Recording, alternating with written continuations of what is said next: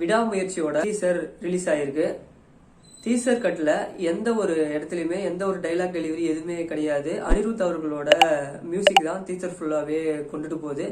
டீசர்ல பார்க்கும்போது அனிருத் அவர்களோட மியூசிக் ரொம்பவே நல்லா இருக்கு. படமா பார்க்கும்போது எப்படி இருக்கு அப்படின்னு சொல்லிட்டு நம்ம வெயிட் பண்ணி பார்க்கலாம். எந்த ஒரு ஐப்புமே இல்லாம விடாமுயற்சியோட டீசர் ரிலீஸ் ஆகி ரொம்பவே நல்லாவே வந்திருக்கு. எந்த ஒரு பில்டப்புமே இல்லாமலும் வந்திருக்கு. கதைக்காக கட் பண்ணி எடுக்கப்பட்ட ஒரு டீசரா தான் இந்த டீசர் நமக்கு பார்க்கும்போது தெரியுது.